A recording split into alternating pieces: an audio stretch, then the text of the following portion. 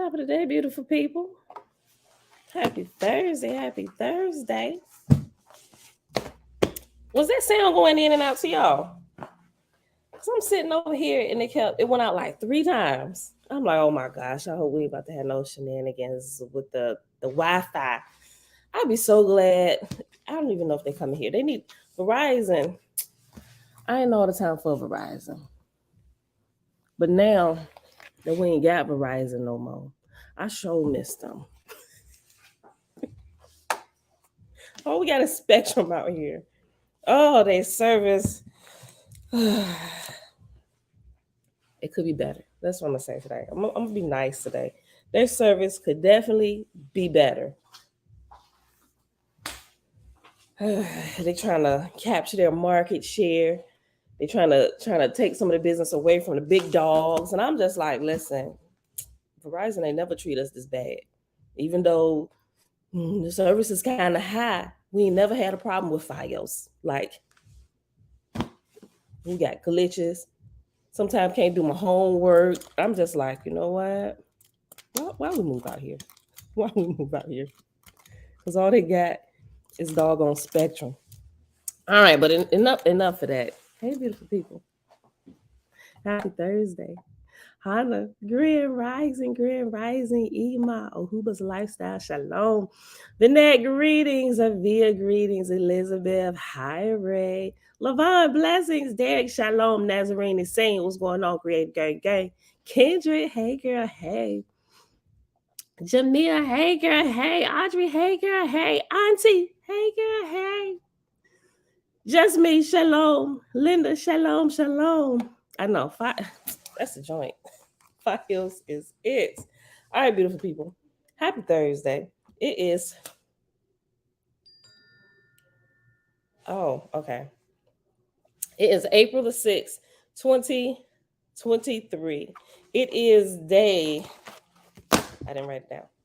It's day 9 of year 5 of reading through books, laws, and prophets, and of the 5-year consecutive day count, it is day 1392.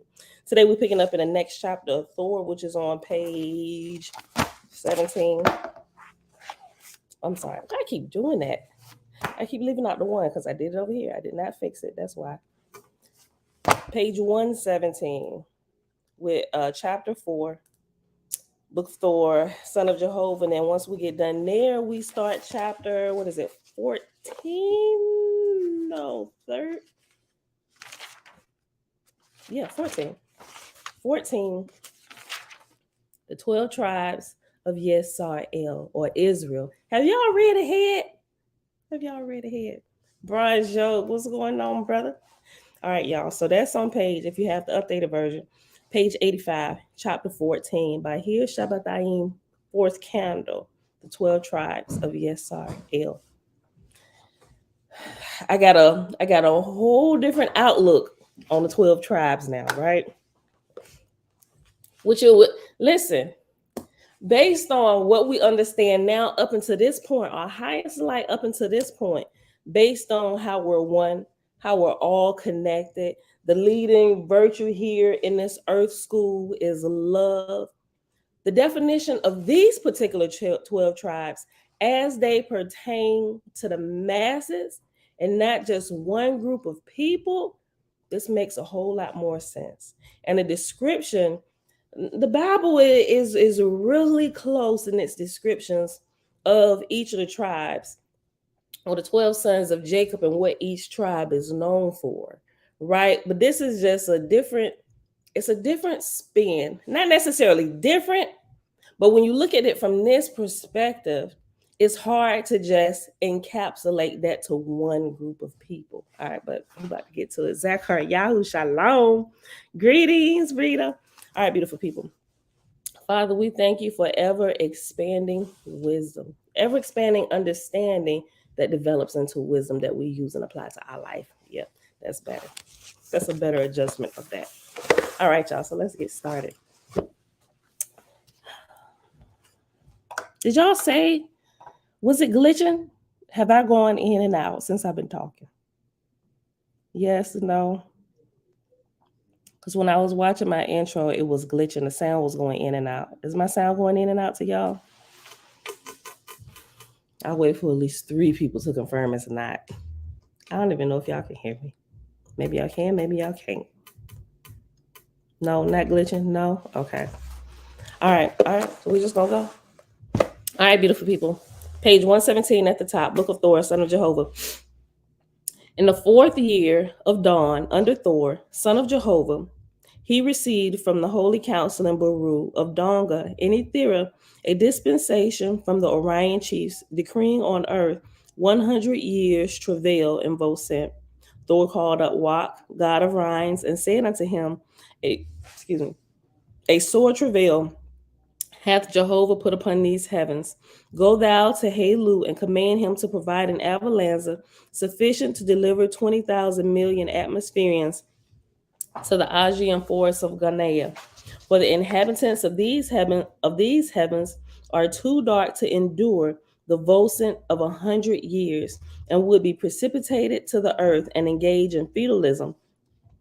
Wak, god of Rhines, knowing the condition of the atmosphereans, proceeded at once to Halu, informing him of the decrees of the higher heavens and of the command of Thor, son of Jehovah. Then Thor sent word to his lords and marshals, informing them also of his command, and further commanding them to bring from all parts of the earth and heaven all the lowest grades of angels to be concentrated in Gal, to which place the avalanche was to come for them. Mom, shalom, shalom. Y'all see my UFO disclosure? Because I know sometimes we talk about some stuff. Look, and I know, I'm not sure if YouTube gonna update it, but I don't want them to say this is misinformation against the government.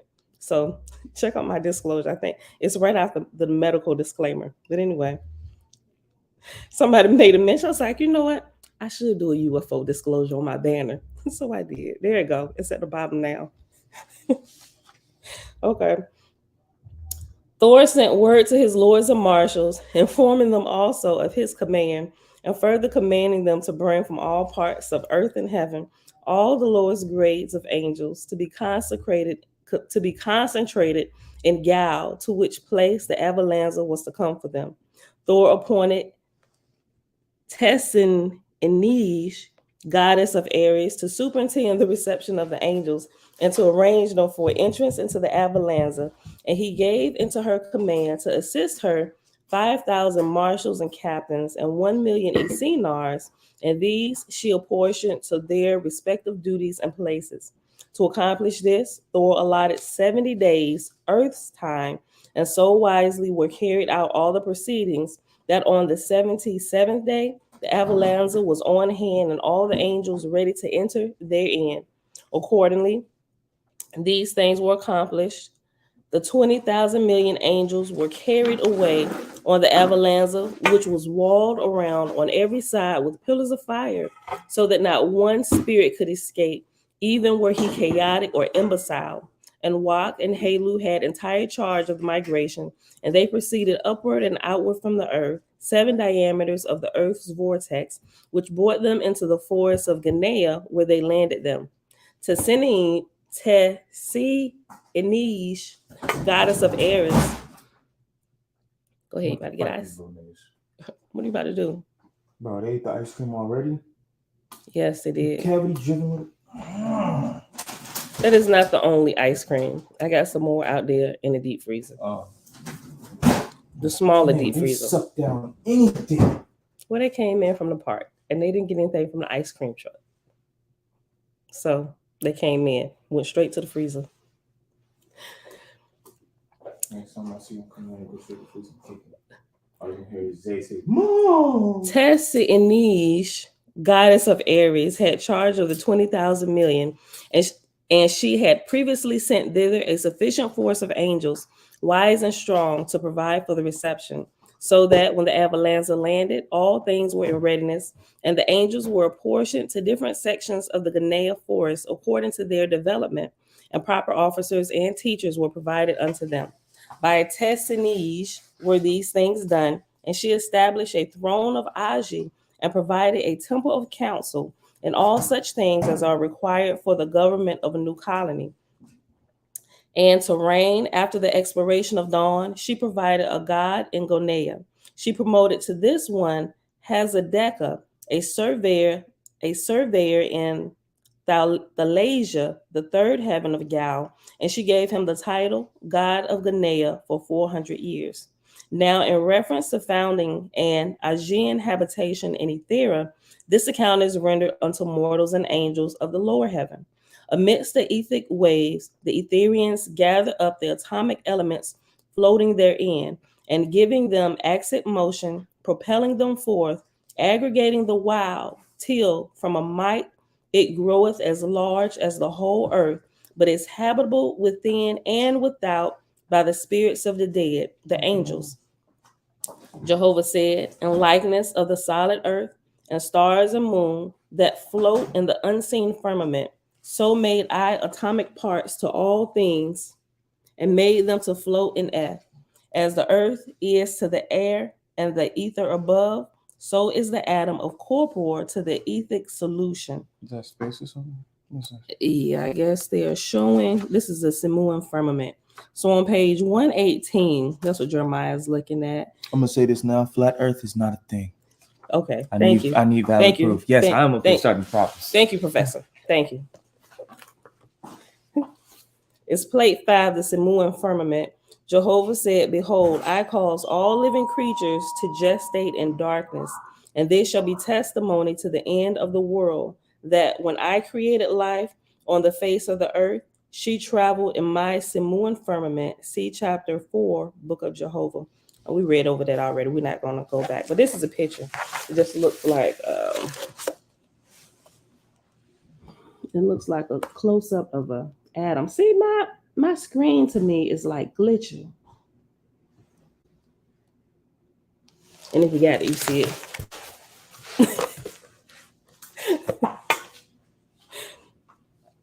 Okay. Verse 14. We're just going to read this one chapter. It's 17 verses. We're on 14. Jehovah said, think not, O man, there is but one member in my person, and that different conditions and states of that one compromise my universe. The foolish man hath said, the blood is the flesh and bones, and that the flesh and bones are but a state of blood. But he seeth not that I maketh not flesh out of blood, but out of that, hold on. The foolish man hath said, the blood is the flesh and bones, and that the flesh and bones are but a state of blood. But he seeth not that I make not flesh out of blood, but out of that the blood carrieth.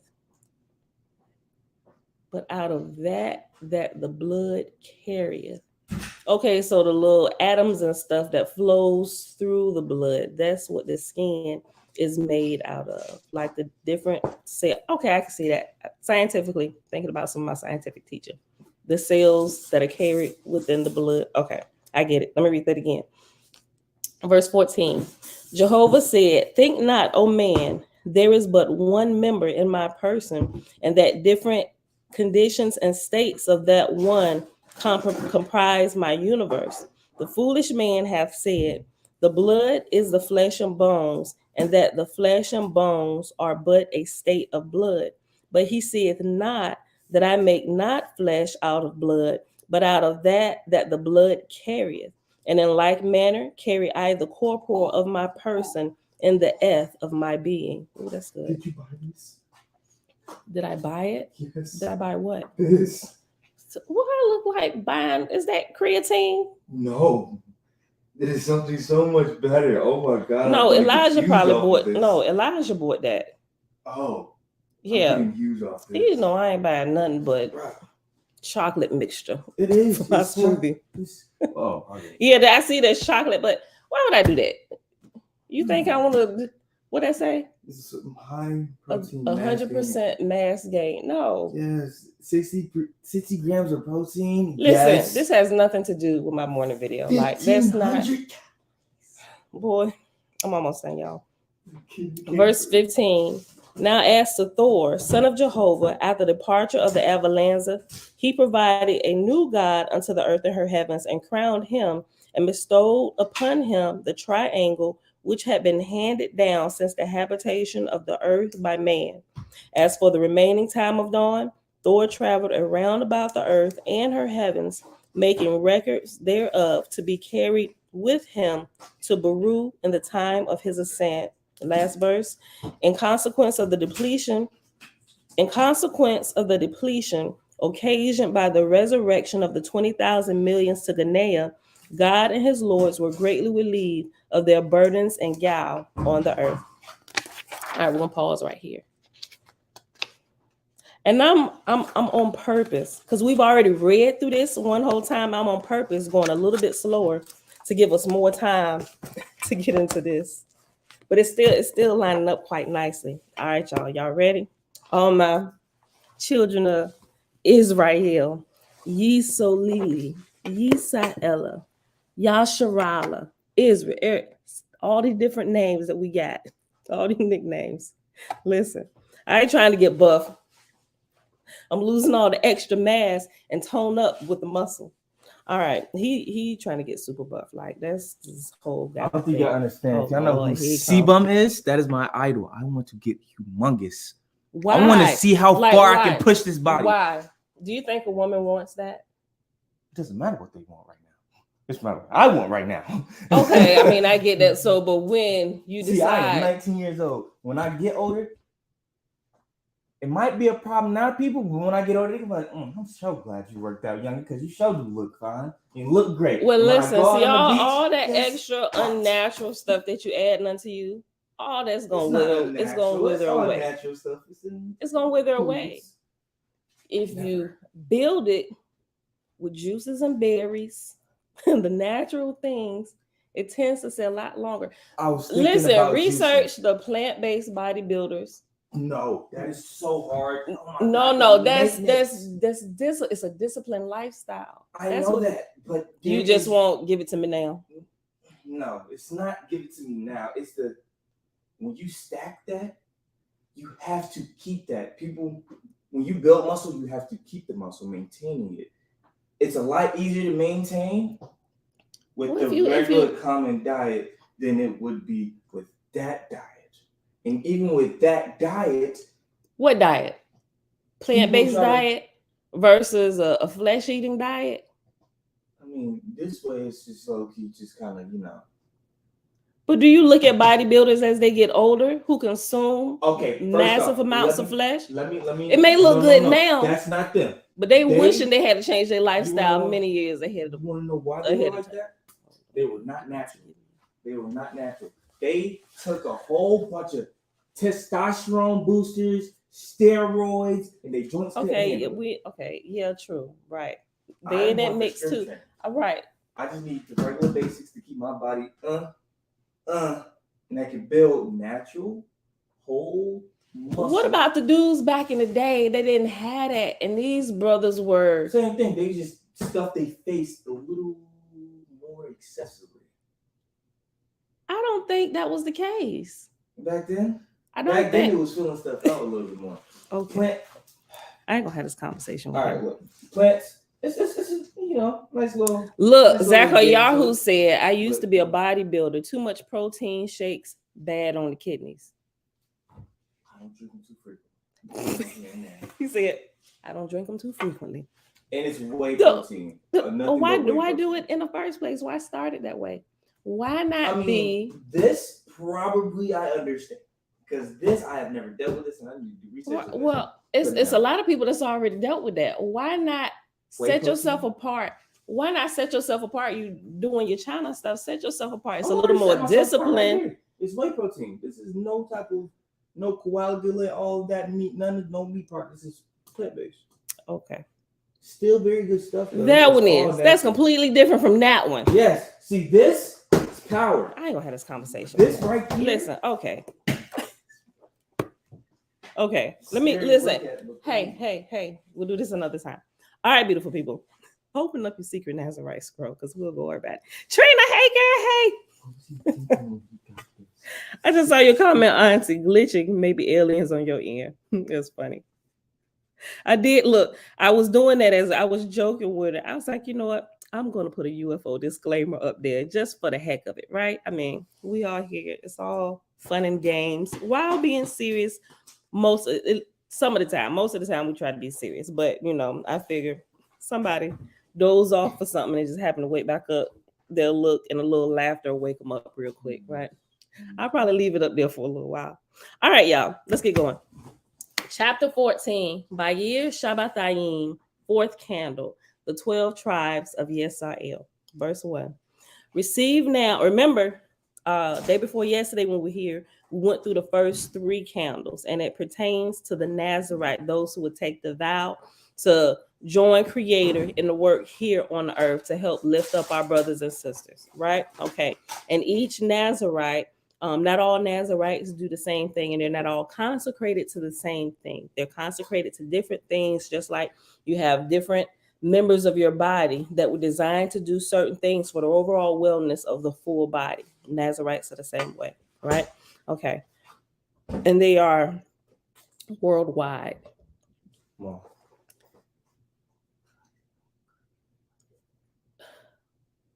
Yes, because you're still coming to our house. So what if you buy your own car? You still coming into our house? That don't make sense. He's like a whole grown married man with 3 kids. We can't tell him, look, you need to be inside our doors by 10 o'clock. You is different. If you get a child, right now, and have a supporting, willing woman at the same time. You know what? Then that would be absolutely amazing, and we will come visit you probably every other weekend at your house. Yeah.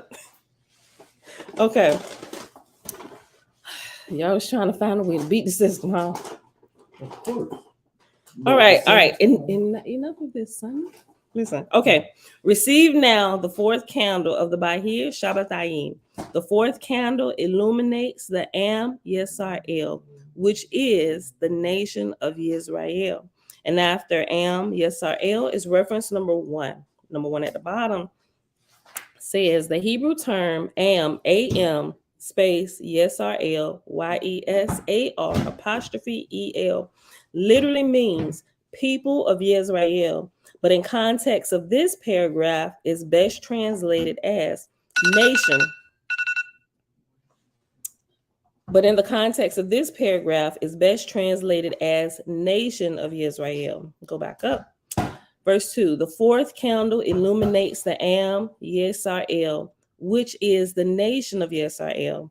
The Shni Hugim, Shney space Hugim, Hugim, the Shni Hugim, the 2 circles that form one church shall be Echad, one nation. And after Echad is reference number 2. 2 at the bottom says, I'm sorry, I said Echad, not Echad, Ehad, Ehad, Ehad. Ehad in this context means one nation. The name of our nation is Yesar'el, which means right relationship with Elohim. And after Yesar'el, here is the number 3. And 3 says, the Hebrew word Yesar'el literally means right with Elohim and implies right relationship with Elohim. This is in contrast to the Hebrew word Yisrael or Israel. Oh, wait a minute, hold on. I didn't read this footnote ahead of time. Okay. So they are spelling it Yesar'el. Here, down here, they spell it also Yisrael. Okay, let me go back. Okay, I remember not reading it from here, but a different study I was doing between the different spellings of the name with the A and the E and the AL and the EL representing like the EL, like the dark side or whatever. But okay, I thought about that as I was reading it, but I didn't want to jump ahead and say that, and this didn't translate that like that. Okay, so forget everything I just said. Let me just read it over. Footnote 3 says, the Hebrew word Yesar'el literally means right with Elohim and implies right relationship with Elohim. This is in contrast to the Hebrew word Yesar'el, Israel, which means he will rule as Elohim. Some authorities translate Yisrael as he struggles with Elohim. By either translation, Yisrael, Israel, implies a wrong relationship with Elohim. That is in direct contrast to the word Yesar'el, by which the Nazarene nation is designed. So yes, Yesar apostrophe El means right with Elohim. Yisrael, Yisra apostrophe El means wrong relationship with Elohim. All right, so just think about it like this. Yes, Yesar'el, Yes is the right relationship. Yes, we are on the right track. Yesar'el, then Yisrael is the direct opposite, wrong relationship. Okay, that's kind of like what I read before in some other texts. What? Oh, it's just pretend to be able. Okay. All right. So go back up. Verse 4. The name of our nation is Yesar'el, which means right relationship with Elohim. All those who take refuge in the Lord and Lady by accepting the Bahir Shabbatayim have new life as citizens of Yesar'el. Yea, there will be many Nazarene Kibbutzot, but they all form one Nazarene nation. And after Kibbutzot, Quebutzot is reference number 4. And that at the bottom says the Nazarene Hebrew word kibbutzot, and I probably pronounced that wrong, means communal settlements. In singular form, it is kibbutzah. These settlements often featured a communal economy, though some were less so and could be best described as cooperatives. The ancient Nazarene kibbutzot are not to be confused with those of modern Israel. The word kibbutzah is from biblical days and was adopted in modern Israel when they began to form cooperative villages. All right, go back up. Verse 6. Yea, there will be many Nazarene kibbutzot, but they all form one Nazarene nation. Behold, a time comes when the kibbutzot will be attacked by the forces of darkness, and the Nazarenes will be dispersed to live in private homes and in the towns and nations of the worldly, lest they be slaughtered one and all. Lo, even in those days, all who accept the Bahir Shabbatayim shall remain one nation, living in the world, but not of the world. Their guidance shall come not from the rulers of the world, but from the priesthood of the Lord and Lady. Yea, let the dispersed Nazarenes gather in local kahilot, which are congregations, to receive guidance from the Nazarene. And after kahilot is reference number 5. And 5 at the bottom says, in this context, the Hebrew word kahilot means congregations. In singular form, it is kehilah. Rob said he can come to talk to you about a real workout. L. Stewart, Grand Rising. Okay.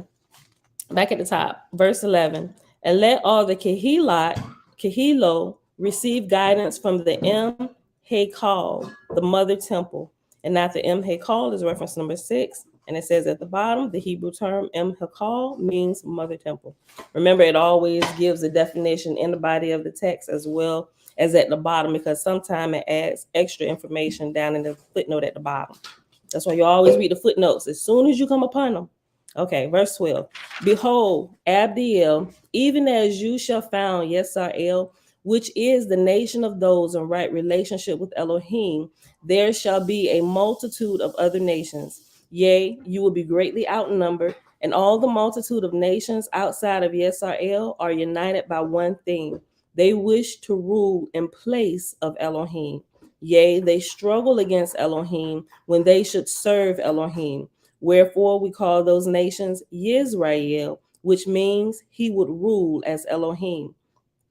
Matter of fact, there are a lot of teachings that tell you exactly that as you begin to look into some deeper things with Israel, at least how they teach it. They teach you exactly that. Right. Let them grow together until the time of the end. Some more clarity. Listen. Wherefore, hold on, let me go back up. Verse 13. Yea, you will be greatly outnumbered, and all the multitude of nations outside of Yesar'el are united by one thing. They wish to rule in place of Elohim. Yea, they struggle against Elohim when they should serve Elohim. Wherefore we call those nations Yisrael, which means he would rule as Elohim. For to this world has come Lucifer, the soldier of Satan, and he has planted the tree of Yisrael in the soil and life of this world.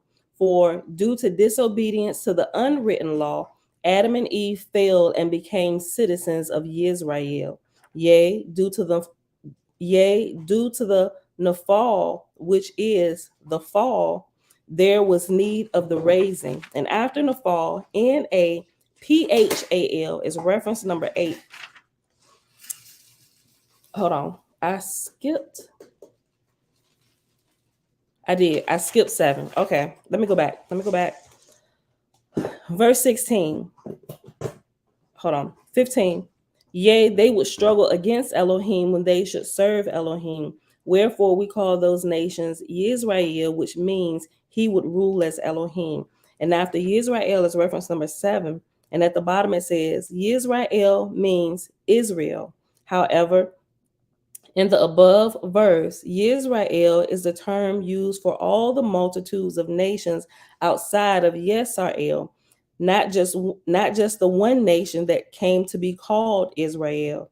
Indeed, the nation of Israel did inherit via the Torah much of the animal sacrifice religion of the Canaanites, but that and the other Canaanite practice spread over the globe and was not confined to any one nation. Let me go back.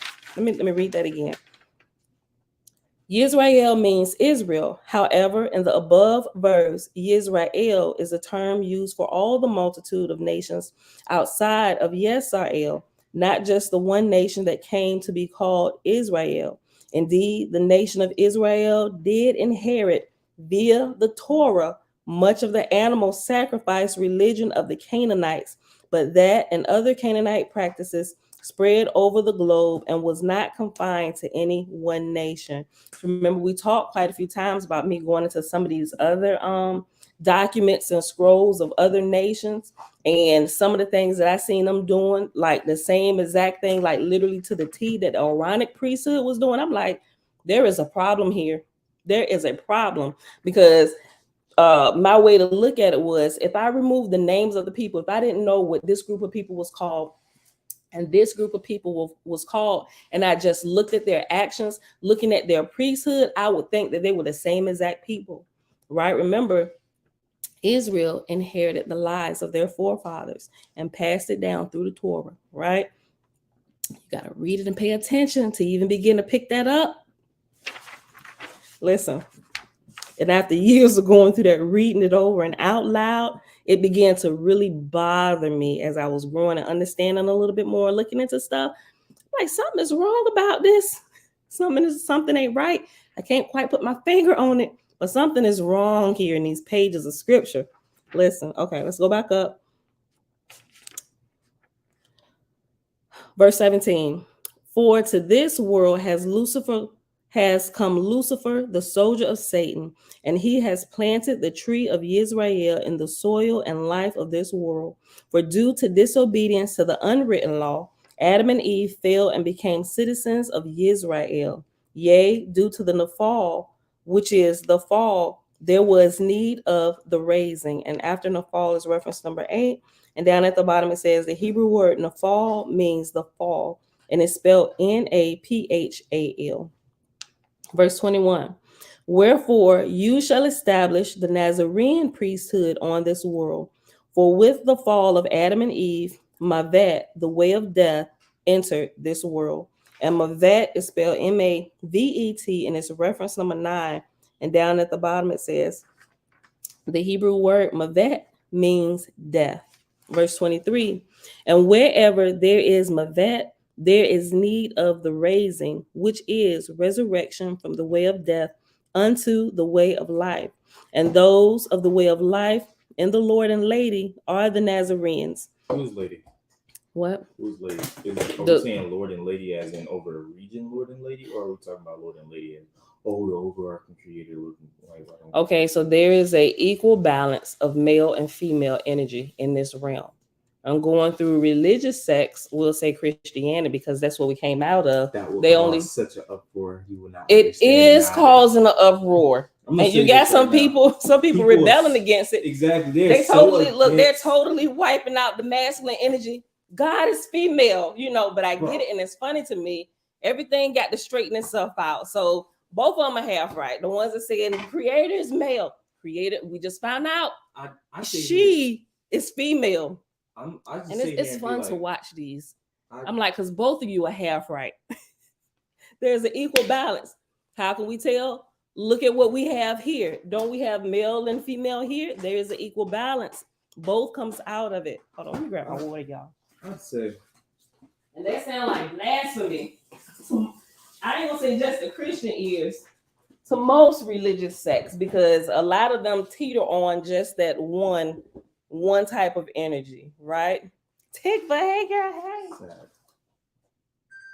What you say? Sad. Yeah, because it's like, all right, think about this. Male and female only pertains to us because, you know, we kind of have to keep our numbers straight, you know. Boom. I said so. That's a bunch of theory and speculation. If humans were to just say, you know, let's stop having children, we would die out in the next 50 to 100 years because, you know, everybody stopped having children, so the human race would die out. Now, wait, you lost me. Go back. Oh, you said what if? Yeah, that whole little male female thing I never understood. For the simple fact, why would you think an overarching creator that has no need to reproduce or anything of that nature? Why would you think they would have to be either or? Maybe there's something completely different. I get what you're saying. Okay, Professor, teach me. Go ahead. I never understood. That's why when it's just an argument, I sit there and be like, y'all are arguing for literally nothing. Y'all can, all y'all have to do is get along. Stop acting like kids. I literally look. I thought we dropped the boys versus girls in the elementary school. Apparently we didn't. Apparently we didn't. It is going long and strong. Go ahead, blink it up. Hold on.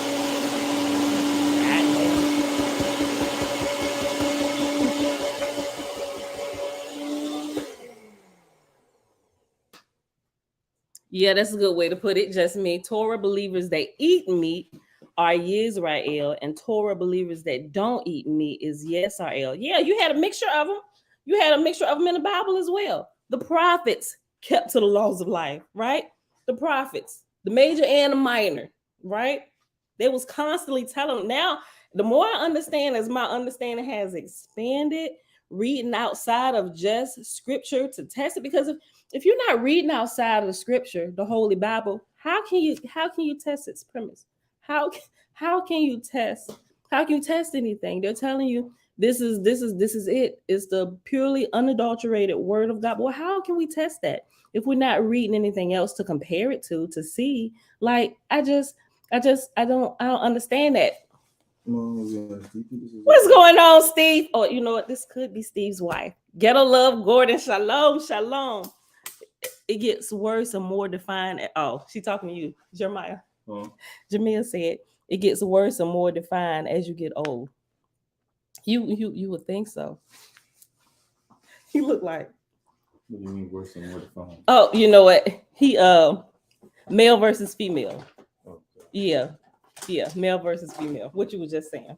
No, okay. Because you know when the girls try to do that, I just walk the other way. I just be like, oh, hold on, somebody calling me, and I'll just walk out the room. I refuse to go into conversations like that. I refuse to argue with people like, no, because you're just not gonna win. Oh yeah, he get a good taste of that with his female cousins.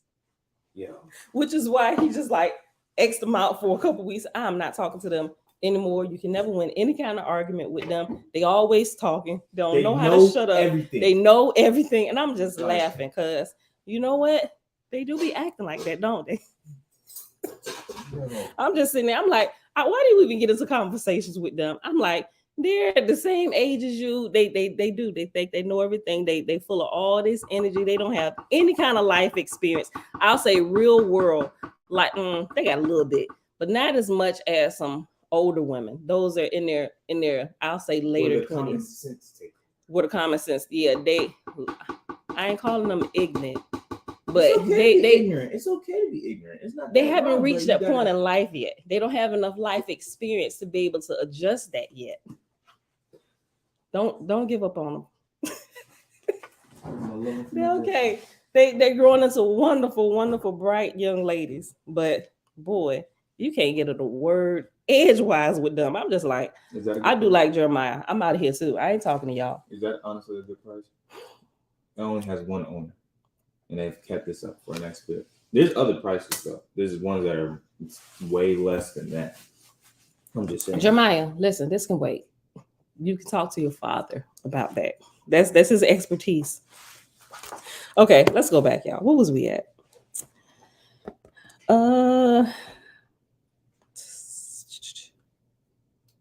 Verse.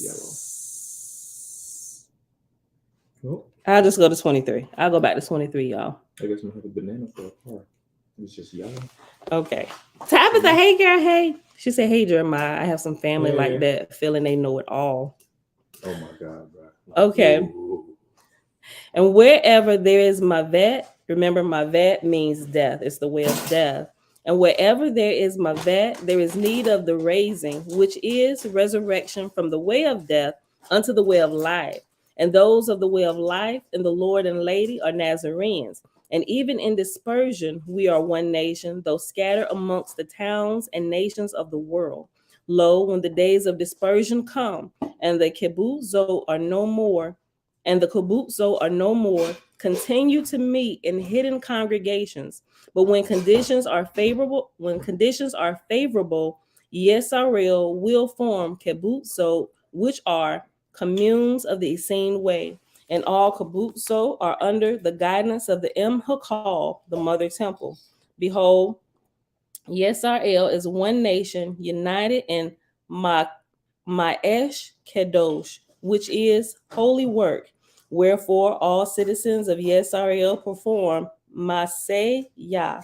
Okay, so after Maseh Kodesh is reference number 10, and 10 at the bottom says the Hebrew term Maseh Kodesh means holy work. The word Maseh means work. The word Kodesh means holy. And the next verse in 30 where it says Maseh Yah is reference number 11. And it says the Hebrew term Maseh Yah means work of Yah. All right, verse 31. Yea, all are osim, all are workers. OS''IM. That's reference number 12. And at the bottom it says the Hebrew word osim means workers. Every member of this nation performs the raising up of one's self and others, for we are Nazarenes. Every Nazarene is a healer of the nations, for we live and teach the Essene way. Even so, we express Maseh Kodesh, which is, what I say again? Holy work. Even so, we express Maseh Kodesh in a variety of ways, according to the Oseh Zedek, which is the righteous activity of the 12 tribes of workers. And after Oseh Zedek, OSEH space TZEDEK, if you want to know the spelling. It's righteous activity. It's reference number 13. And at the bottom it says the term Oseh Zedek means righteous activity. The word oseh means activity. The word zedek, depending on the context, can be translated either as righteous or just. In this context, it means righteous. All right, verse 35. Yea, the kibbutzot of Yesar'el shall be of Shenaim Asar Shevet Ha-Ovdim, which is 12 tribes of workers. And there's a reference number 14 after Shenaim Asar Shevet Ha-Ovdim. And at the bottom it says, Shenaim Asar Shevet Ha-Ovdim means 12 tribes of workers. Yea, the kibbutzot of Yesar'el shall be Shenaim Asar Shevet Ha-Ovdim, which is 12 tribes of workers. Lo, each tribe is a spoke of the one wheel that is one nation of Yesar'el. Therefore, the 12 tribes will not live separately one from another, but will live amongst each other. For behold, a wheel missing many spokes will collapse. And just think about this. Even in the Bible, Israel were separated. They were one nation, but they were separated to their own lands. Hold on. Oh, go ahead and blend it.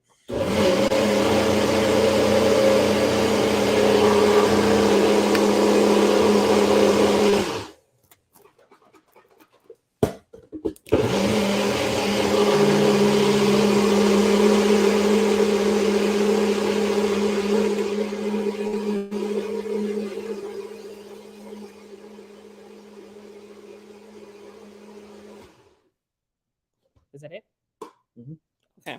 All right, y'all. Verse 36. Lo, each tribe is a spoke of the one wheel that is the one nation of Yesar'el. Therefore, the 12 tribes will not live separately one from another, but will live amongst each other. For behold, a wheel missing many spokes will collapse. Therefore, when conditions permit, the Nazarene nation shall form kibbutz, and each kibbutz will strive to enlist members of each tribe. Now behold, the 12 tribes of workers of the one nation of Yesar'el. So now it's about to get into the 12 tribes, right? In the Bible, we learn that they are the 12 sons of Jacob, right? And each particular son has this certain gift that they are presenting to the world that helps for the betterment, the growth of Israel, right? It's almost kind of the same thing, but it expands your thinking a little bit. Listen, it says, verse 40. Let there be Shevet Nazarene, the tribe of priests and priestess, right? So there was also in Israel, that particular tribe was the Levites, but it was a half-cocked tribe, and they only recognized the men, right? In Creator's eyes, we all are there. There's an even balance. I say we are created equal but different, but in a complementary way, right? There's always an even balance. Which is why also, and I'm surprised now, the more I'm learning about this, I'm surprised that even in the Bible, when taking the Nazarite vow, they even allow women to do it. But in Numbers chapter 6, where it talks about the Nazarite vow, it lets you know a man or a woman could take the vow. Tabitha said, but the Bible, Israel went to war and stole those lands. This was not this was not Moses doing, according to a WASP. Clearly, we're starting to figure all this out. The more information that we have, we can clearly tell, right? So we will adjust ourselves to the truth. And we know that all of that wasn't of Moses. They really misconstrued Moses' words. They really chopped and screwed it up. And a lot of that stuff that they said he did, he never did. But he did curse Pharaoh. That Moses did. That's the only thing that they can blame on Moses, right? He did curse Pharaoh. I got a question. Ask him. Which involved the slaughtering of a lamb, right? It was a blood curse. But who had to fix that? Moses had to fix that. All right. Okay. Listen, let's keep going. Let there be Shevet Nazarene, the tribe of the priests and priestess. And after Shevet Nazarene is reference number 15. And 15 at the bottom says, the Nazarene sectarian term Shevet Nazarene means tribe of priests and priestess. The Hebrew word Shevet literally means branch, but is figuratively used for tribe. These 12 Nazarene tribes are each a type of workers' guild consisting of Nazarenes who perform a similar type of work. Verse 41. Let me just read 40 again. Let there be Shevet Nazarene, the tribe of priests and priestess. Lo, the priesthood consists of circles within circles, for there are many levels of initiation. Let those who feel called to the priesthood first prove their sincerity as members of the congregation. Then, after demonstrating sincerity, let them study to become ministers, for that is the intermediary step between the laity and the priesthood is your course of study and your discipline. Right? He sealed that curse with the blood, right? Which is why some people, when they pronouncing the blood of Jesus on people and stuff, they really don't understand. They teach them about it one way, but they really don't understand what they're doing, right? Go ahead. You blending it again? Mm-hmm. Go ahead. Hurry up.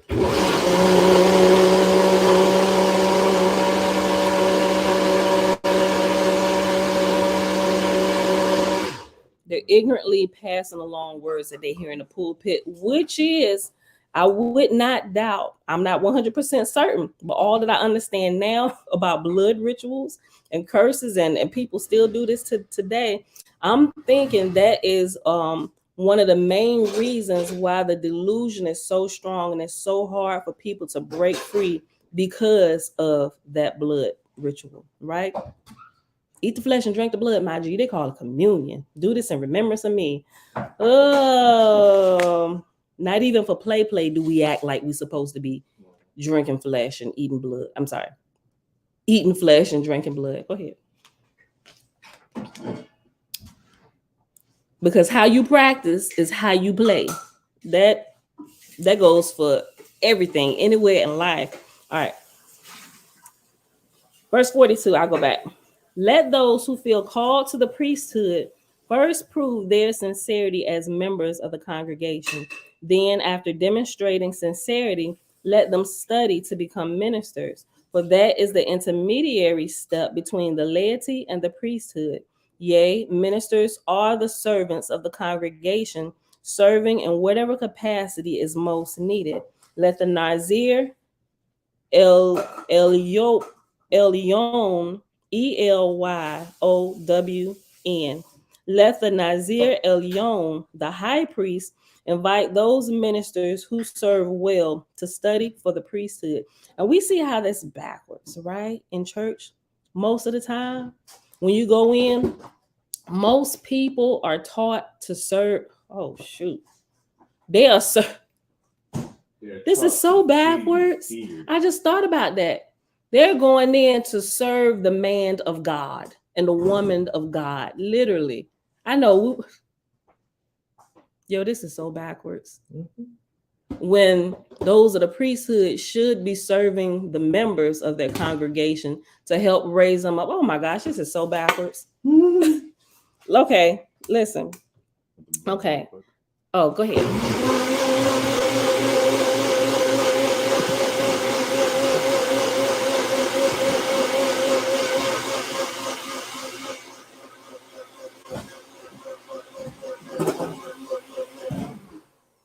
Are you done? Okay, I'm gonna need you to come down here earlier and do your mixing of your shakes. Okay, verse 44. Yea, ministers are the servants of the congregation, serving in whatever capacity is most needed. Let the Nazir Elyon, the high priest, invite those ministers who serve well to study for the priesthood. Yea, there are many levels within the priesthood, and each priest and priestess rises according to their progress in Omna and in service rendered through the years. Responsibilities and privileges within the Nazarene expand as one rises through the ranks. Only the Takbula, Tachbulaw, only the Takbula Elyon, the Supreme Council, shall know all the names and rankings of the priesthood. And after Takbula Elyon is reference number 17. And 17 at the bottom says the Hebrew word Takbula means council or deliberative body. The word Elyon means high or supreme. The Nazarene sectarian term Takbula Elyon means supreme council. You just saw it tickle. All right. Let me go back. Verse 47. Responsibilities and privileges within the Nazarene expand as one rises through the ranks. Only the Takbula Elyon, the Supreme Council, shall know all the names and rankings of the priesthood, For the enemies of Yesar'el will desire to know all those names and rankings to use for foul purpose. All right, son. Love you.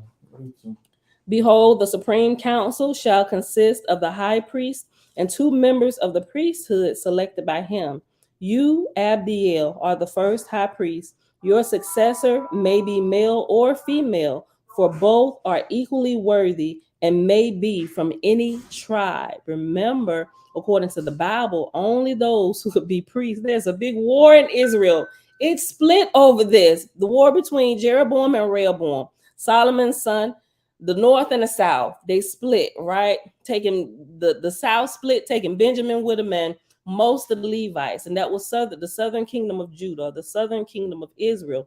All the rest of the tribes, with a very few of the Levites, they went with Jeroboam to northern Israel. And they began to fight amongst themselves.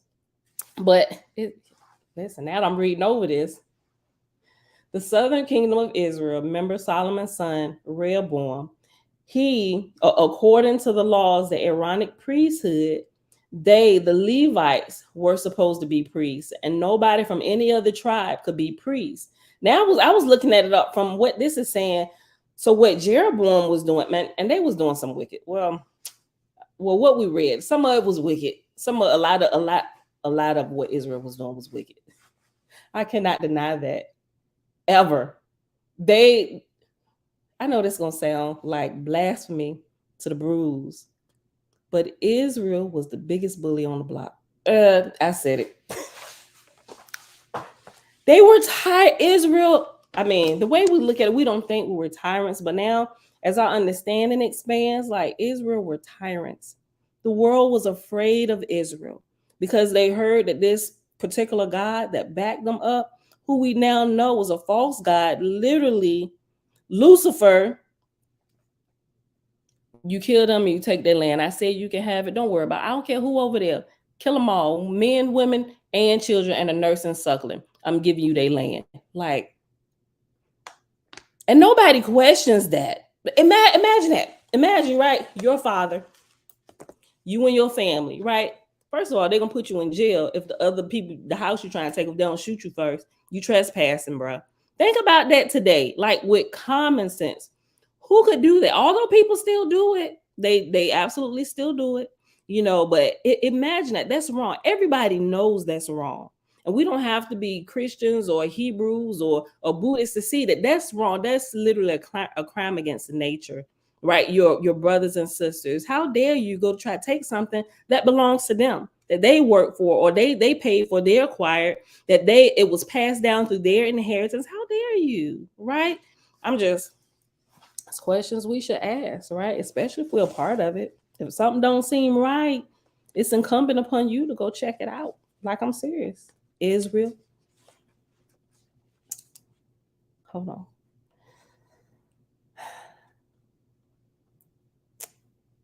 Okay, verse 50. I'm just go back just a little bit. Behold, the Supreme Council shall consist of the high priest and 2 members of the priesthood selected by him. You, Abdiel, are the first high priest. Your successor may be male or female, for both are equally worthy and may be from any tribe. Behold, each tribe represents a type of work. Listen to this. This way, and this is why this chapter is so long, because it literally goes through all 12 tribes, letting you know what each tribe, what their work is here upon the earth to help raise up the entire world, literally. But according to the Bible, Israel hoards all the gifts for themselves. We're the blessed people. We're going to be blessed. You all serve us. Israel really should be serving the world. That's how it really, Yesar'el serves the world. But they've made it selfish and all about them. It's us four and no more inside our walls. Nobody can come in. Don't come in here. You won't be blessed. You're heathens. And everybody does that with their religion. It's the same thing over and over and over again. You wake up out of Christianity to research your Hebrew roots and you caught up in that same garbage, right? They use different type of terms and different type of dress. And I know why I wear a head wrap. We ain't been here long enough. I ain't wearing my head wrap because everybody other reason. I'm a Nazarite and my hair, I ain't gonna get into it. My hair is consecrated, right? All right. That's the short and skinny of it. All right. Verse 53. Behold, each tribe represents a type of work. Some Nazarenes will participate in the work of more than one tribe according to their desire. For nobody shall be forced to do one type of work against their will, nor be limited to one type of work. Each tribe is under the guidance of the high priest, and the high priest will select a zaken or zik. I probably said it wrong. Zaken or Zikna. Zaken, Zaqen, or Zikna, Ziqnah, or elder or eldris from each tribe to assist his guidance of that tribe. It's like department heads, right? Okay, so this is what your department does. Like, this is the marketing department. Okay, so you have a marketing supervisor or director, and you come talk to me, the director, your particular tribe, what y'all doing, what y'all got going on. It's the same thing. All right, and the high priest will select a zaken or zikna, an elder or eldris from each tribe to assist his guidance of that tribe. And Zakin has the reference number 18 and Ziknah has 19. I'm going to read them both. 18, the Hebrew word Zakin means elder. The Hebrew word Ziknah means female elder or eldris. Verse 58, and each Zakin and Ziknah must also be a priest or priestess of the Nazarene. Lo, I say unto all who would enter Shevet Nazarene, your work is important. Your help is accepted and needed. Be not despondent when the world around you is dark and decadent, for within you is Nazarite, the homeland of the Nazarene. Therefore, O Nazarite, take Nazarite with you wherever you journey. Your principles, your values, all that you've learned, all that you have become to be, take it with you wherever you go. You don't go seeking it out like, I'm going to church to look for this. No, I am that, and I take it everywhere I go. I'm not going seeking for the light. I am the light, and I take my light wherever I go, and I light up every dark room. Behold, each tribe represents a type of work. I know I went back a little bit. Some Nazarenes will participate in the work of more than one tribe according to their desire. For nobody shall be forced to do one type of work against their will, nor be limited to one type of work. Each tribe is under the guidance of the high priest, and the high priest will select a zaken or a ziknah or elder or eldris from each tribe to assist his guidance of that tribe. And each zaken or ziknah must be a priest or priestess of the Nazarene. Lo, I say unto all who will enter Shevet Nazarene, your work is important. Your help is accepted and needed. Be not despondent when the world around you is dark and decadent, for within you is Nazarite, the homeland of the Nazarene. Therefore, O Nazarite, take Nazarite with you wherever you journey. Yea, when your work seems of little effect, be not despondent, for even one soul raised up to El Cush is cause for jubilation. I forgot the exact definition for El Cush, but it has to do with Creator and understand the higher, like you're raising them up higher spiritually, raised up to El Cush. Yea, and when your work seems of little effect, be not despondent, for even one soul raised up to El Cush is cause for jubilation. Yea, be not despondent, but neither should you boast that you are a Nazarite, thinking yourself superior to those of other tribes.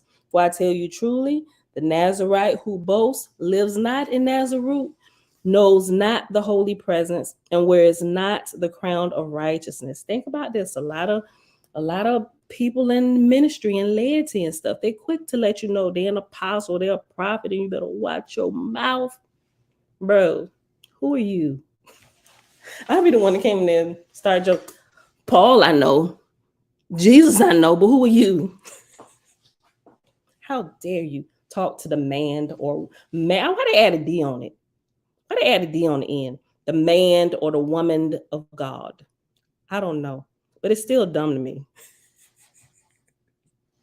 Right? Look, okay, let me stop. But I'm serious. I'm so serious.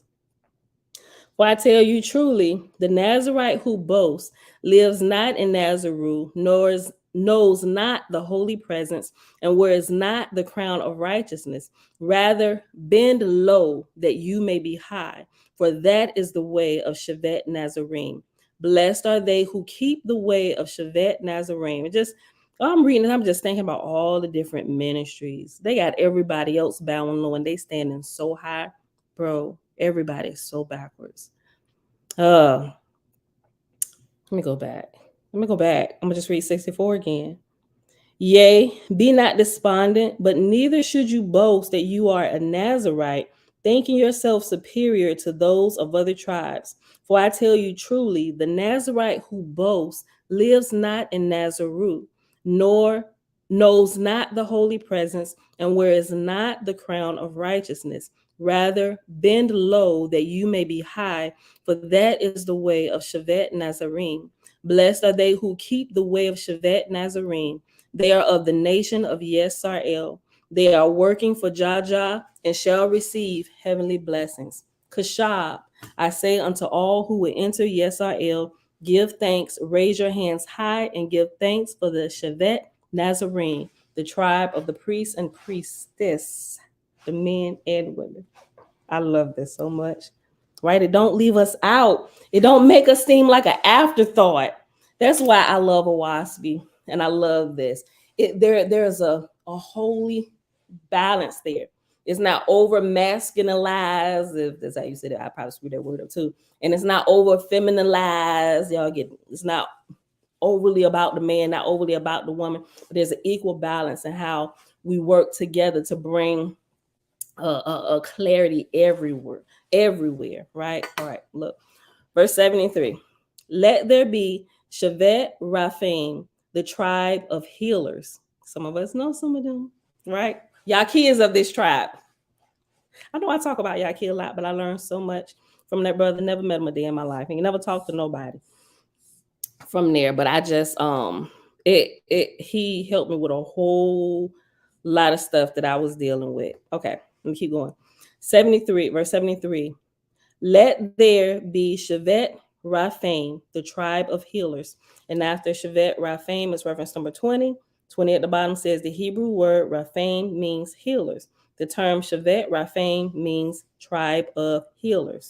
Let me mark the number. They got them marked too. I'll say, put second tribe. I'll make it bigger. So that way when I'm looking. 12 tribal workers. There we go. One. First tribe. First tribe is the priest and priest, which is verse 40 on page 87. Okay, second tribe, start at verse 73. Let there be Shevet Raphaim, the tribe of healers. These are those Nazarenes who specialize in the healing arts. Behold, the healers know the herbs of the field, good for healing. Yea, all the ailments of the body, for all the ailments of the body, there are herbs in the field and forest that have been given by Jaja to comfort and heal. Lo, no illness exists that cannot be helped or healed with the appropriate herb.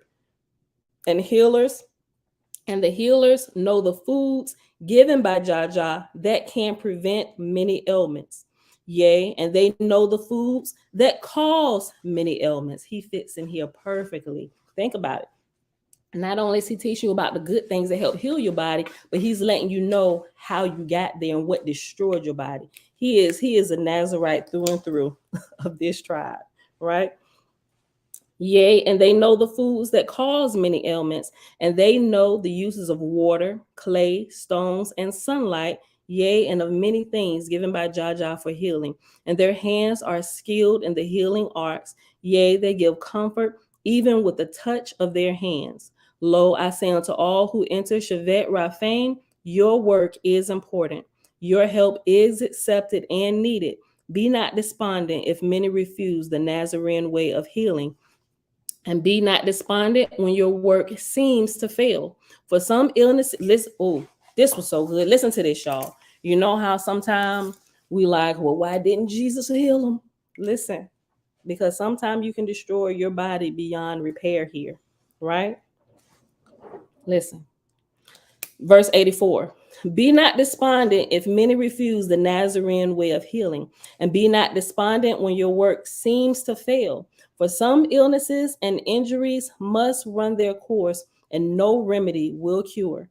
Yea, some illnesses and injuries are even unto death, and none may prevent this. For the body, mankind wears on fallen earth is not that of the first garden of Cush, right? So remember, we didn't have the animal flesh, right? When we were first created, we were more of spirit. We were light bodies. It was completely different from what we have now. For some illnesses and injuries must run their course, and no remedy will cure. Yea, some illnesses and injuries are even unto death, and none may prevent this. For the body mankind wears on fallen earth is not that of the first garden of Cush. Therefore, be not despondent when your efforts seem to fail. For I tell you truly, the love you share with those who are beyond healing gives comfort to their soul, and a comforted soul will rise higher than a despondent soul in the life to come. For love raises the soul of both the giver and the receiver. Oh, that's beautiful. And when your efforts are successful and you heal the sick, do not glory in your skill, for all healing is from Jah, as is every skill. And never let worldly gain interfere with your righteous decisions as a healer.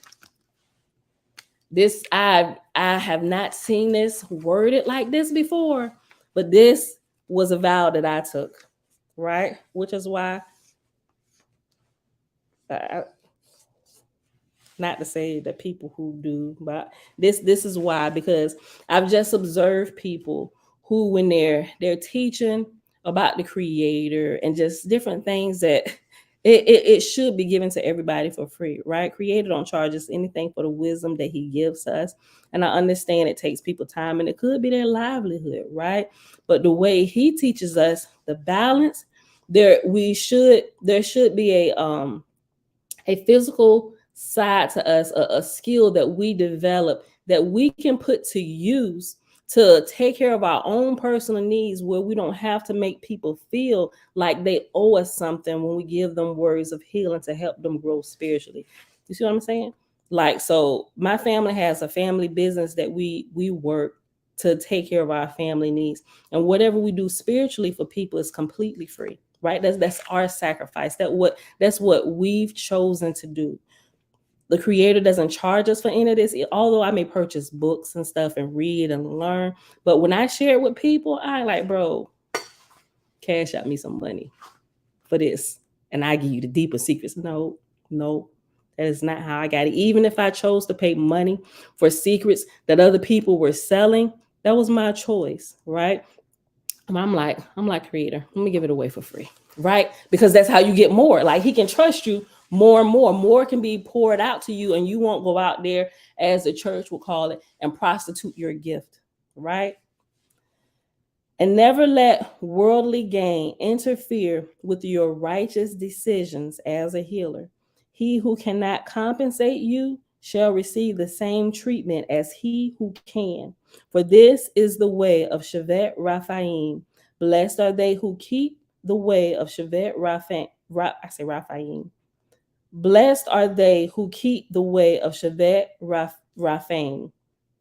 They are of the nation of Yesar'el. They are workers for Jah and shall receive heavenly blessings. Quashab, I say unto all who will enter Yesar'el, give thanks. Raise your hands high and give thanks for the Shevet Raphaim, which are the healers. The next one, I think we'll be at. What time we at? Hour 17. I think we're gonna pause after this, and we had to get to Judah, right? So we're gonna pause at verse once. Hold on. No, we're going to read two more. We're going to read two more, but we're going to pause at verse 170, after verse 170. Okay, we're going to read two more tribes today. Hold on. It's pretty quick. All right. Verse 102. Let there be Shevet Erayot, the tribe of lions. And after Erayot is reference number 21. 21 at the bottom says the Hebrew word Erayot means lions. The term Shevet Erayot means tribe of lions. Let there be extraterrestrial, the tribe of lions, which is the Nazarene army. Now, as we read about this Nazarene, like, wait a minute, army, hold on, there's a disconnect. Are they not? Wait, they supposed to be fighting and going to war. Why do they have an army? This has never made more sense in my life. And when I put my children in karate and I learned about martial arts, and as I got in there, because I was paying attention, as their sensei teaches them, and listen to what he's saying about fighting, how they don't go out there looking to pick fights. But listen, just listen to this. It's gonna sum up what they be teaching. Well, you would get it. Verse 102. Let there be extraterrestrial, the tribe of lions, which is the Nazarene army. Behold, excuse me. Behold, this army wages war without killing. You know what? There is yesterday. This is amazing. Yesterday, and I forget where it was. Hold on. I gotta show y'all. Well, not show you. I'm gonna read it. I don't want to screw it up though.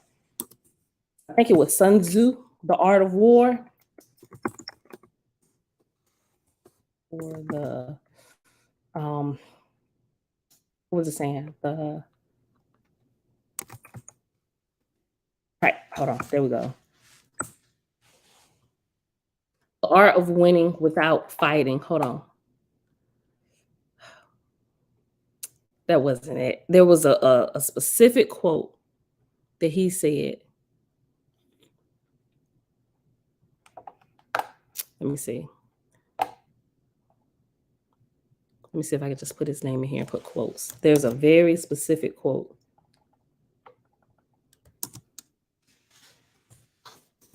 Oops.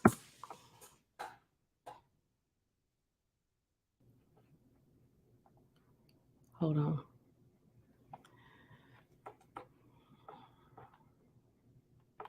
Not that one. How you think it would be right at the top? That's not it. I may have to share it later because I'm thinking it would be right at the top. But pretty much he said, the true art of war, I'm gonna just sum it up. The true art of war is not actually going to war, but it's being able to defuse the war before it ever begins. That is a true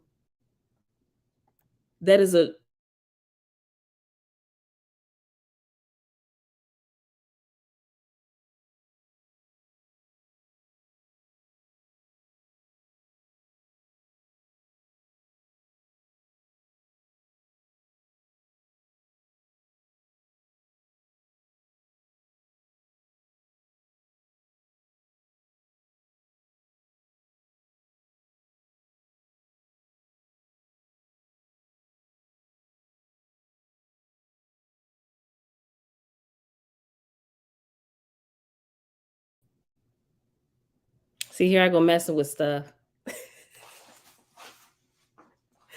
And I got so many things open up here that when I went to open StreamYard back up, I hit the X by mistake because the tabs are so tiny. I'm so sorry. All right, let me get back to this. So pretty much what he was saying was the best warriors are those who never ever have to go, that never have to go to war at all, right? So that those are the best warriors who are able to look, strategize, and de-escalate the situation and subdue the enemy before anybody ever has to go to war. Can y'all see me? Is the screen black? Can y'all see me? Is my screen black? Can y'all hear me? Testing. 1, 2, 3. Can y'all hear me? Can y'all hear and see me?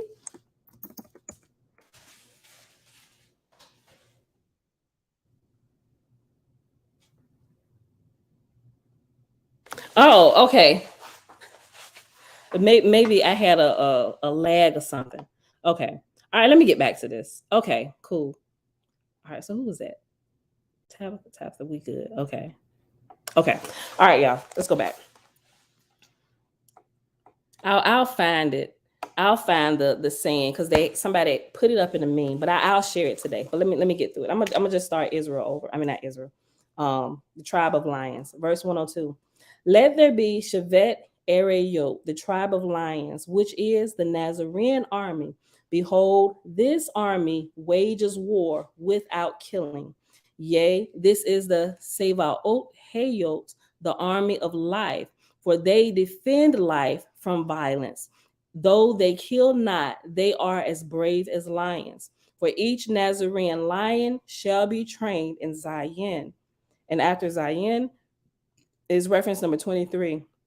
And Zion is spelled Zahyen. I'm going to read this, but it's amazing to me that okay, so for a period of time in my life, as I was when I had started waking up to the delusion of Christianity and looking more into what they call occultic and things to stay away from, they also tell you to stay away from martial arts, right? They said karate, don't put your kids in karate and stuff because it'll get them hooked into the occult and it'll pull them away from Jesus. But now that I look at it, I'm like, well, doggone right, you was telling the truth. But in the way that they were explaining it, it was given the truth from an upside down perspective, right? Because you don't really start getting into this. Well, I'm gonna just say, speaking for the church, because I come out of the church, I'm not too sure about other religious factions. I just say from Christianity, right? They tell you to stay away from it. You got some rebels in there. They just ain't gonna listen to people. Now, I think a lot of times they're better off because they're already rebellion. So when they truly wake up, it's gonna be easy for them to walk out the church doors like, bro, yeah, I knew y'all was feeding us garbage. Listen. So but all of this, the karate and all the martial arts, they classify that in the area of like new age and occultic and stuff. And I don't understand why, but I understand why. Because as you get involved into this and it teaches you a different type of discipline, not just for your body, but also your spirit. Because even while going with my children to karate practice and stuff, they're not just talking about how to control the body, but they're also talking to the spiritual portion of them, helping them deal with their anger and emotions. And they walk them through different type of lessons, even lessons with like if they got involved with a bully or something, they teach them how to de-escalate first before they ever have to use their body as a weapon. And even if they absolutely have to engage and use their body as a weapon, they don't just teach you how to fight offensively, but the first thing you use is defense. You literally try to lessen the blows. Like, you just, man, come on, get out of here. Like before I had to chop you to the throat, you throwing blows. But listen, come on, you really don't get out of here. You really try to push them off and diffuse them before you literally have to strike a blow, right to the throat. But they teach you not to start off that way, because that's not why. It would make you a poor steward of this gift or this weapon that you've developed. It's for protection, yes, but you don't go right in for the kill, and you don't abuse it. You literally use it to protect yourself from other people who don't know how to control themselves, right? And if it needs to escalate to a point where you need to exercise just a little bit more power over them, you don't go straight to the gun. You do something that, listen, it could get a little bit worse. Just stop while you ahead, right? And you just build in levels of power that you have to counter strike them, and hopefully they'll get the message. But sometimes some big bullies, they just don't take you serious, and sometimes you eventually do have to go for the juggler, right? And they brought it upon themselves. Okay, so listen to this. Behold, this army wages war without killing. Yea, this is the army. This is the Sevaot Hayot, the army of life, for they defend life from violence. Though they kill not, they are as brave as lions. For each Nazarene lion shall be trained in Zion.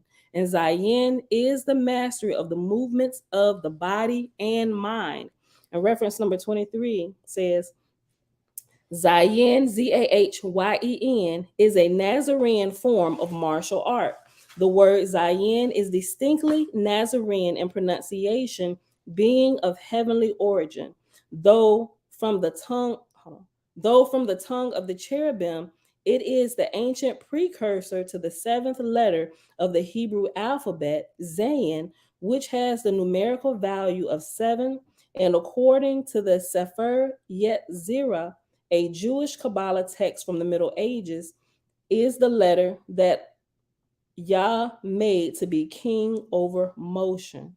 Also, according to Kabbalah charts on the Hebrew alphabet, the Hebrew letter Zayin signifies weapon. In the Nazarene sense of martial art, the weapon is one's own body and philosophy used in defense. The Nazarene word Zayin is pronounced a bit differently than the Hebrew letter Zayin.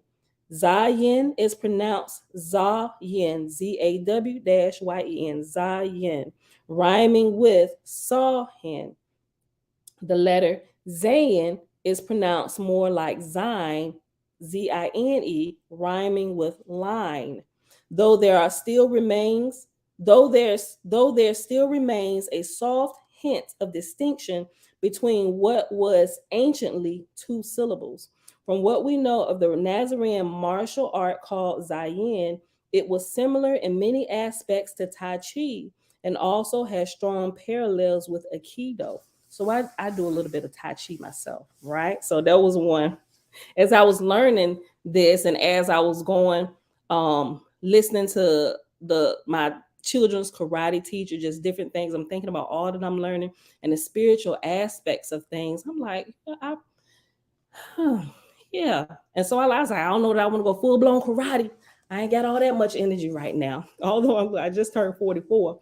I'm trying to regather all my energy back to my body. But I'm like, you know what? Because I was dealing a lot with like sciatic pain and stuff. And a lot of that started like when I got pregnant.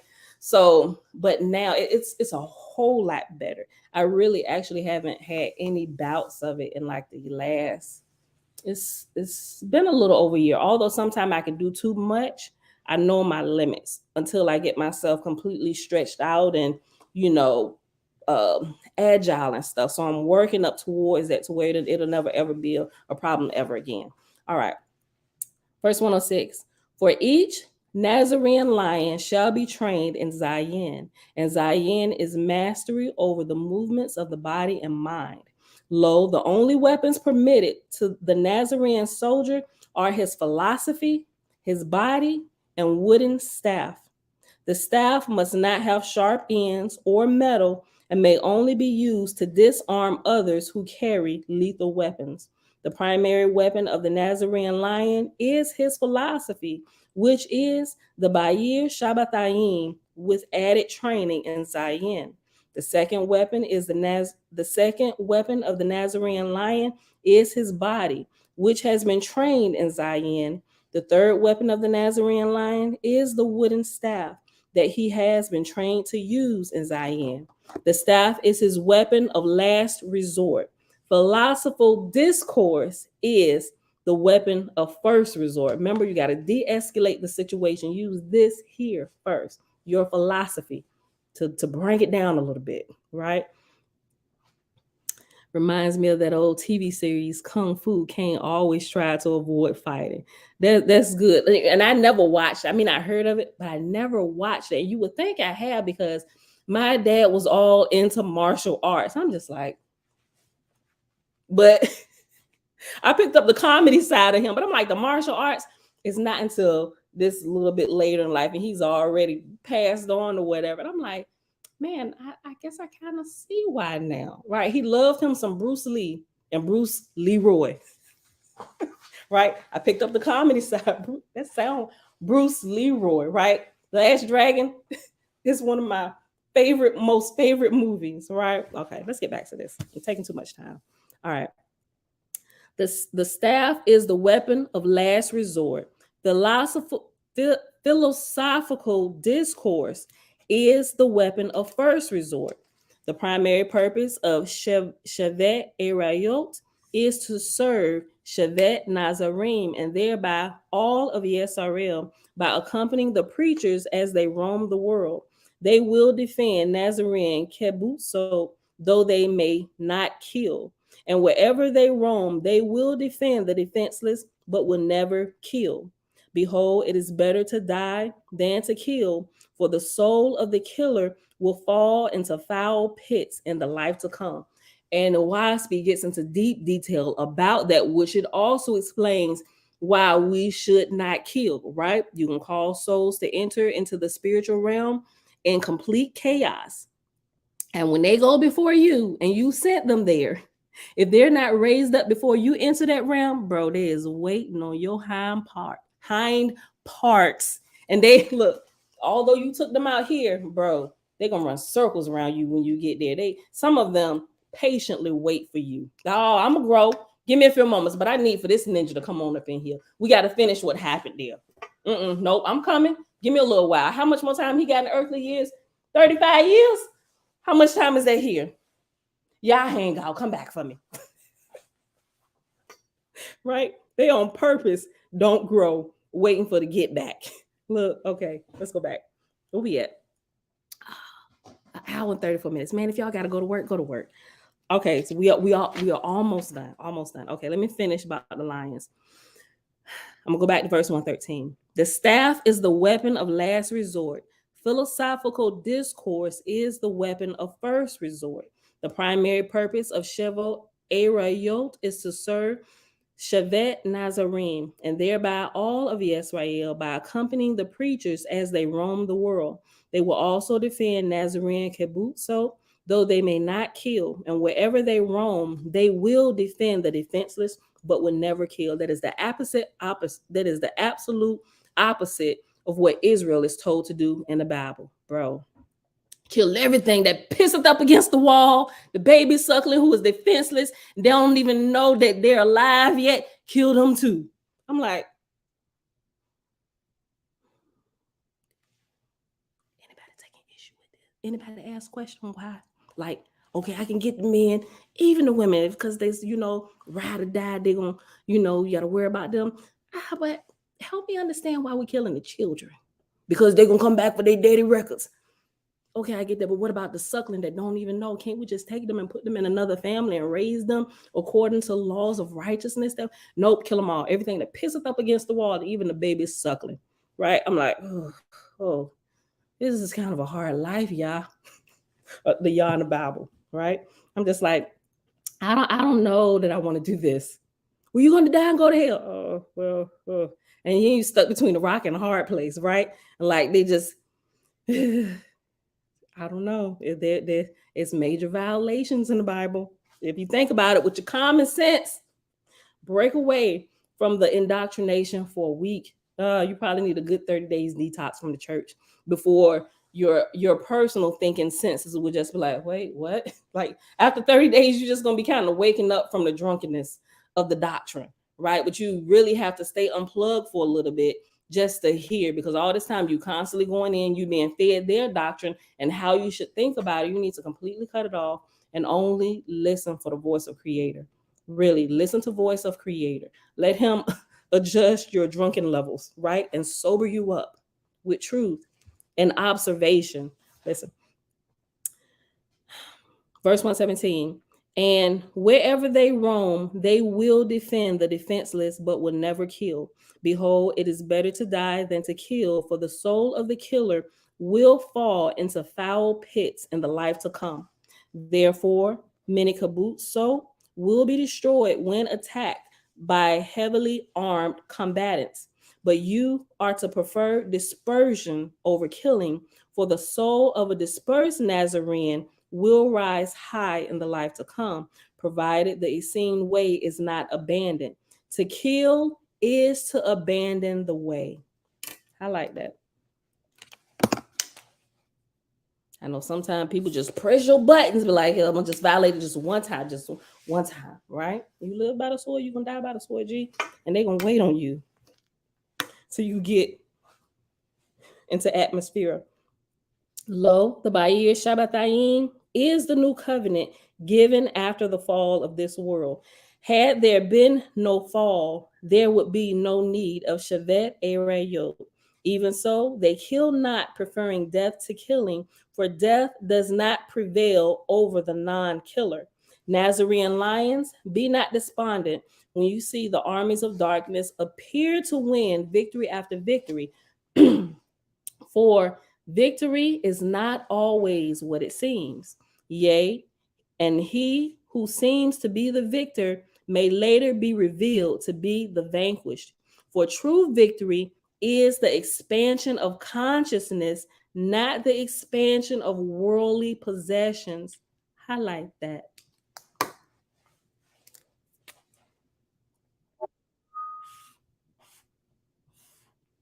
Even my computer agrees. Highlight that. Ding. Live right, live and let live. For true victory is the expansion of consciousness, not the expansion of worldly possessions. And this victory is won through service, rendered in love. In love. Think not that the other tribes perform their work effectively, but you fail in yours. For your success cannot be easily measured. Behold, if you let yourself be killed by a spear, rather than use the spear to kill another, do you fail? I tell you truly, such defeat is the greatest success. Therefore, be not despondent by apparent defeats, but neither should you boast nor use your strength to intimidate others. Israel was the biggest bullies on the block. I said it. But neither should you boast nor use your strength to intimidate others, for such behavior is not the way of Shevet-Arayot. Blessed are they who keep the way of Shevet-Arayot. They are of the nation of Yesar'el. They are working for Jaja and shall receive heavenly blessings. Kushab, I say unto all who will enter Yesar'el, give thanks, raise your hands high and give thanks for Shevet-Arayot. I'm gonna read this next tribe and we're gonna pause. All right, y'all gotta hear this one because we got quite a few of you here. 140, verse 140. Tribe 3.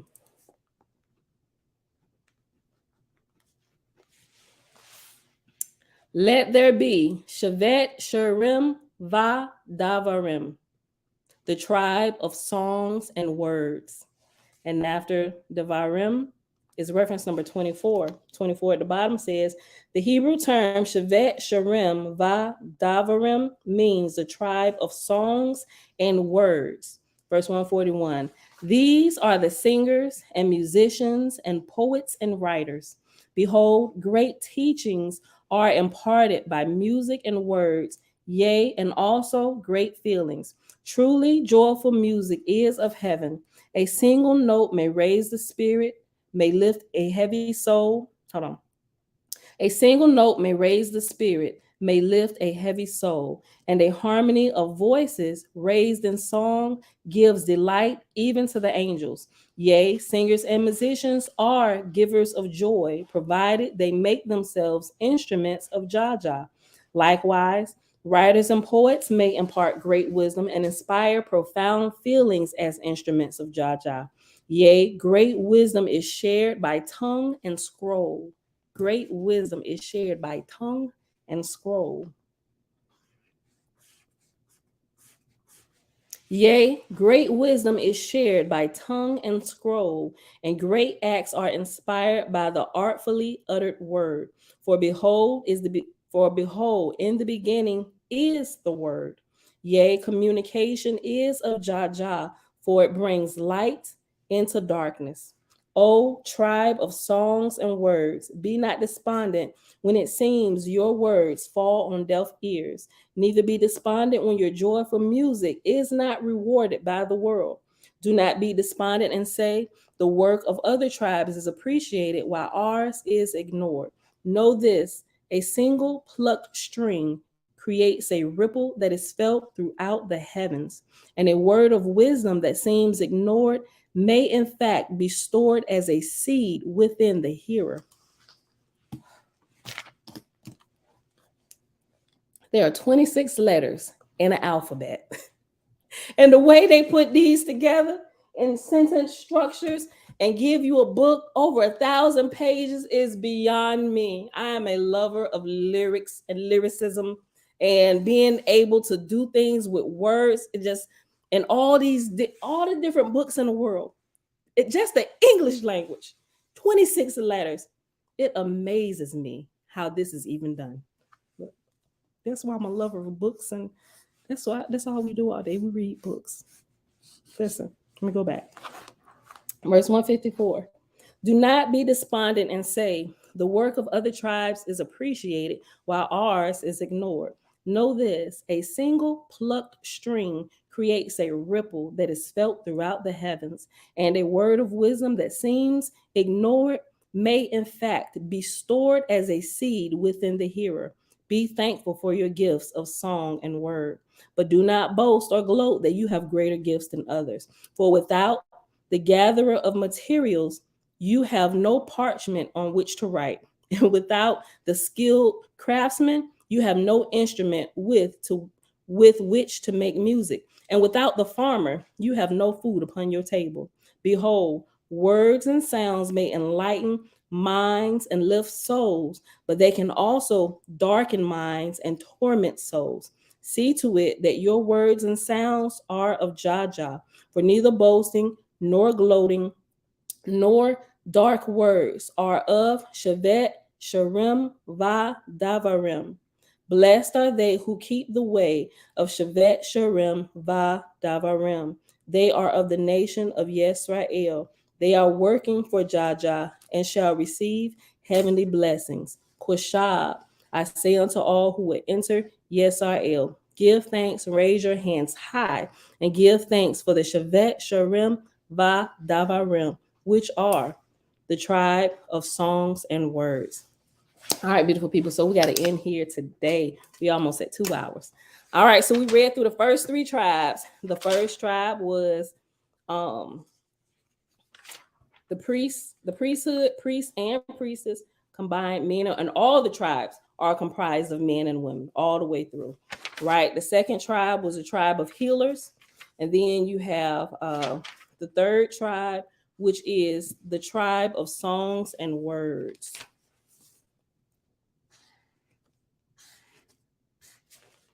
All right, so we'll pick this back up, and I guess we'll have time tomorrow for 3 more tribes. So I guess we're gonna probably be here for like 4 days, maybe. It just depends. It may not be that long. I'm sorry. I'm dividing up the days. 3 times 4 is 12. I don't know. We may actually move through it a little bit faster because it seems, I could be wrong. We'll see. We may not take 4 whole days. We may actually get through more than 3 tomorrow. But it's 372 verses. So we'll see. Let me page. Hold on. Let me make sure I get my pages right this time. 85. 293. All right, beautiful people. It was a beautiful reading, right? Oh yeah. That comment was earlier. We was talking about death. Okay. All right, beautiful people. It is Thursday, April the 6th, 2023, day 9 of year 5 of reading through books, laws, and prophets. And of the 4-year consecutive day count, it is day 1,392. Today we read in Owaspi, the book of Thor, son of Jehovah, and we read chapter 4. Chapter 4? Yeah, we read chapter 4 today. And that was pages 117 to 119. And then we hopped over here to the secret Nazarite scroll, also called the Holy Megillah. And we started in chapter 14, the 4th candle, the 12 tribes of Yesar'el. We started on page 85, and we read about the 3 tribes, the priests, the lions, and the tribe of song and words. And we started on page 85, and we paused on page 93. So tomorrow we will start with the tribe of gatherers of materials. This is really good. All right, y'all. So go back and look over the tribes of Israel, and try and compare and see which ones fit into which. Some of these are absolutely obvious, but some of them not so much, right? But it may become a little bit more clear once you start reading books of the Apocrypha like Jubilees and Jasher, that gives a little bit more detail of some of the other tribes other than Judah, right? Because most of the time the leading tribe is Judah in the Bible, right? All right, so with that being said, beautiful people, Father, we thank you for a different outlook on the 12 tribes and the difference between Yesar'el and Yisrael, the tribe of light, and I'll say, tribe of light and tribe of darkness. It's a complete opposite. And what we thought, this just further proves the point of what we're talking about and proving the faulty premise of the Bible that people have been teaching us. Because everything that's why I don't want you to read nothing else other than the Bible, because everything outside of the Bible teaches you the true intent and what is really in there, because the bigger stories are out there. So whether they just got footnotes, listen, no, because this is what Satan would do. They don't want you to accept Jesus in your heart, and that's how they keep them drunken, and people believe it. But it's a strong delusion. It's a strong drink that they're constantly drinking. That Kool-Aid is super strong, people. You literally have to walk away, even amidst tears a lot of time, man. I ain't gonna say turning your back on them, but you got to don your mask first, right? Before you can save anybody else. They're going to exile you on some of everything. Going to talk bad about you and say you done joined the cult and everything. But you got to save yourself first before you can save anybody else. And once you save yourself, you got oxygen flowing to your body appropriately. Then you can go back and save those who are suffocating in religious dogma and doctrine and just garbage teaching. All right, beautiful people, that's it for today. I love y'all. About to be out of here. Y'all have a wonderful day. Until tomorrow, Donnie Shalom. Have a beautiful day, beautiful people. That is it. I am out of here. I love y'all. Peace. But I see through you.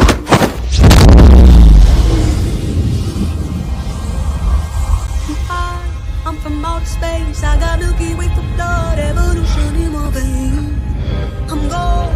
I've been far away. I'm What did you just do to me? I pushed your astral form out of your physical form. What's in that tea? Psilocybin? LSD? It's just tea. With a little honey. What just happened? For a moment, you entered the astral dimension. What? A place where the soul exists apart from the body. Why are you doing this to me? To show you just how much you don't know. Open your eyes. been dreaming about flying for a long time. I had a vision from the birds, they want a coastline. What's happening? This isn't real, this isn't real, this isn't real, this is... Dreaming about flying for a long time. I had a vision from the birds, they want a coastline. His heart rate is getting dangerously high.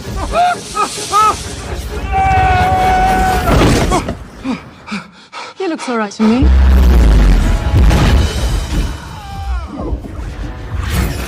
You think that this material universe is all there is? I don't need gravity, I need What mysteries lie beyond the reach of your senses? Existence, mind and matter meet.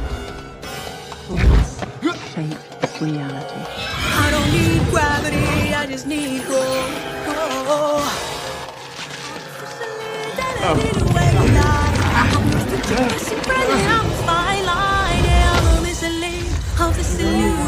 I am not really here, I'm an intrusion.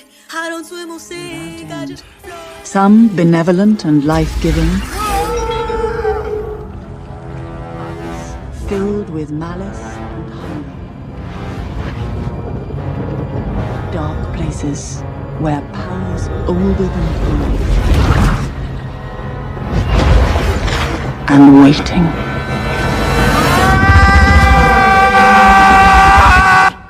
I don't swim or sink, I just float. Who are you in this vast multiverse? I don't need gravity, I just need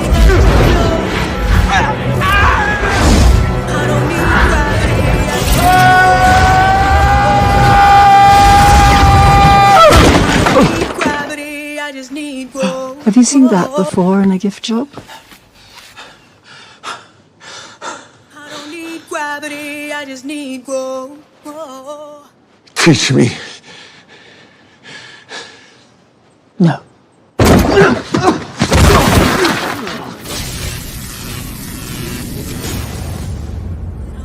Is it a quick rumble? I won't ever ever fall, never stumble. And I don't need to be humble. Break down walls like Jericho crumble.